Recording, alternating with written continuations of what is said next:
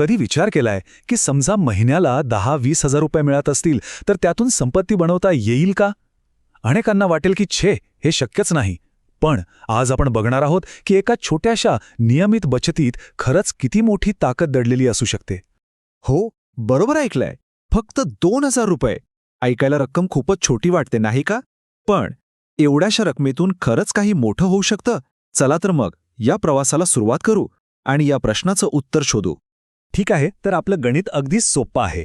आपण असं समजूया की दर महिन्याला फक्त 2,000 रुपये गुंतवले जात आहेत. ही रक्कम बऱ्याच जणांसाठी शक्य आहे आणि त्यावर आपण वर्षाला साधारण 12% परतावा अपेक्षित धरू. हा आकडा खूप जास्त नाही आणि खूप कमीही नाही.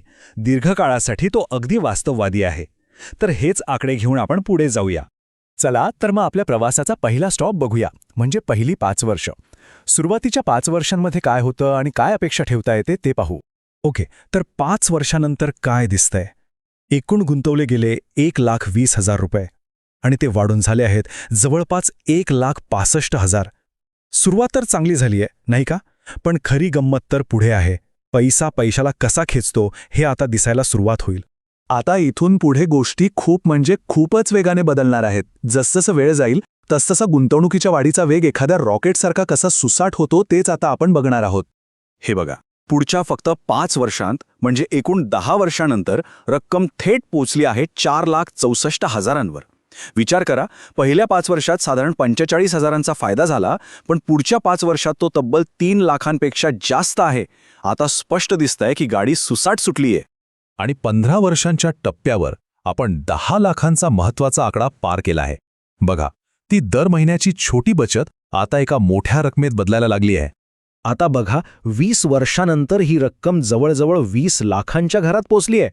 आता एक गोष्ट लक्षात येते का? दर 5 वर्षांनी जी वाढ होतीये ती आधीपेक्षा खूपच मोठी होत चालली आहे. चला आता या 25 वर्षांच्या प्रवासाच्या शेवटच्या आणि सगळ्यात महत्त्वाच्या टप्प्याकडे वळूया आणि बघूया की वेळेची खरी जादू काय असते. आता जरा हा फरक बघा. 25 वर्षांमध्ये स्वतःच्या खिशातून किती गेले? फक्त 6 लाख रुपये. पण चक्रवाढ व्याजाच्या शक्तीमुळे तीच रक्कम वाढून झाली आहे जवळजवळ 38 लाख रुपये. म्हणजे विचार करा, हा फरक खरंच अविश्वसनीय आहे. आता साहजिकच मनात प्रश्न येतो की हे शक्य कसं झालं? 6 लाखांचे 38 लाख कसे झाले? यामागे नक्की काय रहस्य आहे? यामागे एकच आर्थिक जादू आहे, एकच शक्तिशाली संकल्पना आहे आणि ती म्हणजे चक्रवाढ व्याज, किंवा ज्याला इंग्लिशमध्ये कंपाऊंडिंग इंटरेस्ट म्हणतात. चक्रवाढ व्याज म्हणजे काय? अगदी सोप्या भाषेत सांगायचं तर व्याजावर व्याज मिळणं. याला कसं समजू शकता? समजा डोंगरावरून बर्फाचा एक छोटा गोळा घरंगळत खाली येतोय. सुरुवातीला तो छोटा असतो, पण जसजसा तो खाली येतो तसतसा तो अजून बर्फ गोळा करत जातो आणि खाली पोहोचेपर्यंत त्याचा भला मोठा गोळा झालेला असतो. अगदी तसंच आपली मूळ गुंतवणूक आणि त्यावर मिळालेला परतावा हे दोन्ही मिळून आपल्यासाठी आणखी जास्त परतावा कमावतात. आता इथे बघा, हे समजून घेणं खूप महत्त्वाचं आहे.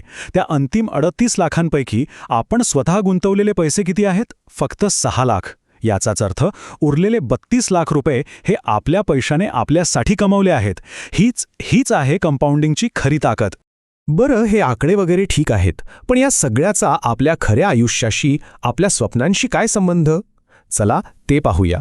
ही जी रक्कम जमा झाली आहे ती मुलांच्या उच्च शिक्षणासाठी कामी येऊ शकते, आपल्या स्वतःच्या निवृत्तीनंतरच्या आरामदायक आयुष्यासाठी एक मोठा आधार बनू शकते किंवा एक प्रकारची आर्थिक सुरक्षा देऊ शकते. म्हणजेच यावरून एक गोष्ट तर नक्की सिद्ध होते, मुलांच्या शिक्षणासाठी किंवा निवृत्तीसाठी जे मोठे खर्च असतात ते महिन्याच्या फक्त 2,000 रुपयांच्या गुंतवणुकीतून सुद्धा उभे करता येतात. तर मग या सगळ्या प्रवासातला सगळ्यात महत्त्वाचा धडा कोणता? तो हा आहे की या खेळात सर्वात मोठी संपत्ती पैसा नाही तर वेळ आहे. आणि हे सगळं समजल्यावर एकच प्रश्न उरतो, ज्याचं उत्तर प्रत्येकानं स्वतःलाच विचारायचं आहे की सुरुवात करण्याची सर्वोत्तम वेळ कोणती असू शकते.